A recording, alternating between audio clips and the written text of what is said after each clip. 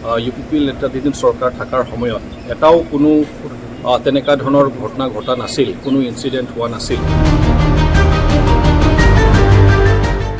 কিন্তু এই চৰকাৰখন অহাৰ লগে লগে শ্ৰীৰামপুৰ গেটক লৈ আৰু ইয়াত ইলিগেল বা আনলফুল যিটো কালেকশ্যন বা ডিমাণ্ড বা টকা ক্ৰয় কৰা বিভিন্ন আমাৰ ট্ৰাকছৰ পৰা আমাৰ ভেহিকেলছ যিবিলাক আমাৰ সামগ্ৰী কঢ়িয়াই লৈ আনে আমাৰ অসমলৈ, আমাৰ উত্তৰ পূৰ্বাঞ্চললৈ, তো সেই ট্ৰাকৰ পৰা ইলিগেলভাৱে অন্যায়ভাৱে তাৰ পৰা টকাবিলাক কালেকশ্যন কৰা হয়।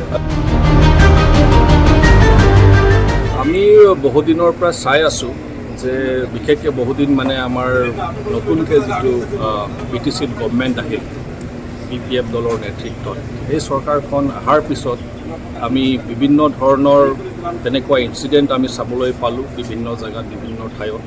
কিন্তু তাৰ লগে আকৌ আমি চাবলৈ পালোঁ যে শ্ৰীৰামপুৰ গেট, য'ত নেকি UPPL নেতৃত্বাধীন চৰকাৰ থকাৰ সময়ত এটাও কোনো তেনেকুৱা ধৰণৰ ঘটনা ঘটা নাছিল, কোনো ইনচিডেণ্ট হোৱা নাছিল। কিন্তু এই চৰকাৰখন অহাৰ লগে লগে শ্ৰীৰামপুৰ গেটক লৈ আৰু বিশেষকৈ তেলিপাৰা যিটো টল প্লাজা, সেইটোত আমি বিভিন্ন ধৰণৰ অপ্ৰীতিকৰ ঘটনা আমি চাবলৈ পালোঁ। আৰু নিউজ মিডিয়াত, ছ'চিয়েল মিডিয়াত বহুতে আমি সকলোৱে দেখা পালোঁ যে বিভিন্ন ধৰণৰ তেনেকুৱা ধৰণৰ ইয়াত ইলিগেল বা আনলফুল যিটো কালেকশ্যন বা ডিমাণ্ড বা টকা ক্ৰয় কৰা বিভিন্ন আমাৰ ট্ৰাকছৰ পৰা আমাৰ ভেহিকেলছ যিবিলাক আমাৰ সামগ্ৰী কঢ়িয়াই লৈ আনে আমাৰ অসমলৈ, আমাৰ উত্তৰ পূৰ্বাঞ্চললৈ, তো সেই ট্ৰাকৰ পৰা ইলিগেলভাৱে অন্যায়ভাৱে তাৰ পৰা টকাবিলাক কালেকশ্যন কৰা হয়। আৰু লগতে ইয়াত লোকেল যিবিলাক আমাৰ ডাম্পাৰ মালিকসকল আছে, তেখেতসকলে যিটো চেণ্ড গ্ৰেভেল লৈ যায়, তাৰ পৰাও হিউজ ডিমাণ্ড কৰাৰ বাবে তেখেতসকলে অভাৰলোডেড লৈ যায়। তো আৰু লগতে আমি চাবলৈ পালোঁ কেইদিনমান আগত যে আমাৰ যিবিলাক লোকেল আমাৰ ট্ৰেডাৰ্ছ আছে আমাৰ অঞ্চলৰে, যিবিলাকে বাঁহৰ ব্যৱসায় কৰে, তেখেতসকলৰ ওপৰতো এটা ডাঙৰ এটা ডিমাণ্ড আহিল। আৰু ডিমাণ্ড অহাৰ পিছত তেখেতসকলেও ধৰ্ণা বা প্ৰটেষ্ট কাৰ্যসূচী গ্ৰহণ কৰিব লগা হৈ গ'ল। আমি ঘটনা চাই আহিলোঁ তেলিপাৰা যিটো টল প্লাজা, তাতেও আমি চালোঁ যে কি ধৰণৰ এটা অপ্ৰীতিকৰ ঘটনা হৈ গৈছিল। তো এইবিলাক ঘটনা চাই আমি এইটোৱে চিন্তা কৰিলোঁ যে সঁচাকেই এই সময়টো হ'ল যে আমি এটা পদক্ষেপ ল'ব লাগিব, সকলোৰ কাৰণে মাত মাতিব লাগিব। কাৰণ ইয়াত যি ধৰণৰ ইলিগেল কালেকশ্যনছ হৈ আছে, যি ধৰণৰ ইলিগেল মানে এক্টিভিটিছবিলাক চলি আছে, টকা পইচাৰ এটা লেনদেন চলি আছে, তো এইবিলাক যদি ষ্টপ নহয়, এইটো যদি নিৰ্মূল কৰা নহয়, তেনেহ'লে আল্টিমেটলি এফেক্টেড আমি সকলোৱে ৰাইজ হৈ আছোঁ। আমাৰ লোকেল ৰাইজ আমি এফেক্টেড হৈ আছোঁ, অসমবাসীৰ ৰাইজ আমি এফেক্টেড হৈ আছোঁ।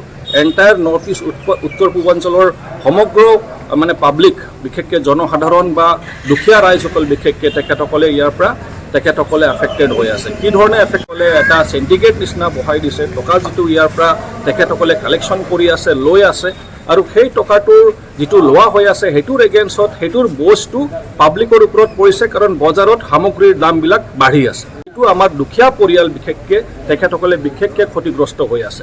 তো এই বিষয়টো আমি টেক আপ কৰি আছোঁ, যাতে সাধাৰণ ৰাইজে যাতে হাৰাশাস্তি খাব নালাগে, সাধাৰণ ৰাইজৰ ওপৰত, দুখীয়া ৰাইজৰ ওপৰত যাতে সেই বস্তু যাতে আহি নপৰে। আৰু এইটো দায়িত্ব চৰকাৰৰ, যি চৰকাৰ থাকিব তেখেতসকলে এইটো নিৰীক্ষণ কৰিব লাগিব যে মই যি ৰাইজে মোক জিকাইছে সেই ৰাইজক মই যাতে সকলো ধৰণৰ সুবিধা দিব পাৰোঁ, তেখেতসকলক যাতে সহায় দিব পাৰোঁ, সকাহ দিব পাৰোঁ। কিন্তু উল্টা এতিয়া কি হৈছে, ৰাইজৰ ওপৰত এতিয়া বোজ আহি পৰিছে। গুৰুত্বপূৰ্ণভাৱে আমি ডিছকাছ কৰিছোঁ।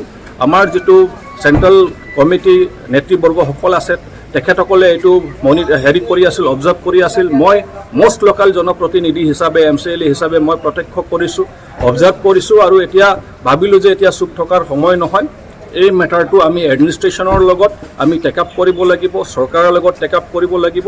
আৰু আমাৰ যিহেতু 3জন MP আছে, ৰাজ্যসভা MP আৰু আমাৰ লোকসভা MP, তেখেতসকলৰ লগতো আমাৰ বৈঠক হৈছিল। তেখেতসকলেও এই মেটাৰটো গৃহমন্ত্ৰালয়ৰ লগত এইটো টেক আপ কৰিব, মেটাৰটো যাতে এই ধৰণৰ অপ্ৰীতিকাৰ তেনেকুৱা ধৰণৰ কালেকশ্যন যাতে ইয়াত নহয়। কাৰণ আমাৰ চৰকাৰ থকাৰ সময়ত এটাও তেনেকুৱা ধৰণৰ অপ্ৰীতিকাৰ ঘটনা ঘটা নাছিল। তো এইটো মষ্ট লোকেল এডমিনিষ্ট্ৰেশ্যনত থকা মষ্ট লোকেল অধিকাৰী হয়, তেখেত মষ্ট লোকেল অথৰিটি হয়, তেখেতক আমি অৱগত কৰালোঁ। আৰু তাৰ জৰিয়তে আমি চিফ মিনিষ্টাৰ মহোদয়কো আমি অৱগত কৰাবলৈ এটা পত্ৰ প্ৰেৰণ কৰা হৈছে। লগতে আমাৰ DC মহোদয় আৰু SP মহোদয় আমাৰ জিলাৰ তেখেতসকলকে আমি কপি প্ৰদান কৰিম তেখেতসকলৰ কাৰণে আমি কপি বনাইছোঁ আমি আশাবাদী যে এইটো আমাৰ যিটো চিভিল এডমিনিষ্ট্ৰেশ্যন পুলিচ আৰু ৰেলেভেণ্ট যিবিলাক ডিপাৰ্টমেণ্ট আছে আমাৰ ট্ৰান্সপৰ্ট ডিপাৰ্টমেণ্টেই হওক ফৰেষ্ট ডিপাৰ্টমেণ্টেই হওক যিবিলাক ৰেলেভেণ্ট ডিপাৰ্টমেণ্ট আছে তেখেতসকলে জইণ্টলি এইটোৰ এগেইনষ্টত এটা পদক্ষেপ গ্ৰহণ কৰিব বুলি আমি আশাবাদী আৰু যদি এইখন পদক্ষেপ যদি গ্ৰহণ কৰা নহয় ৰাইজৰ স্বাৰ্থত যদি এইখন পদক্ষেপ যদি গ্ৰহণ কৰা নহয় তেনেহ'লে আমি বেলেগ ধৰণৰ আকৌ গণতান্ত্ৰিকভাৱে যিটো বিহিত ব্যৱস্থা ল'ব লাগে সেই ব্যৱস্থা আমি গ্ৰহণ কৰিম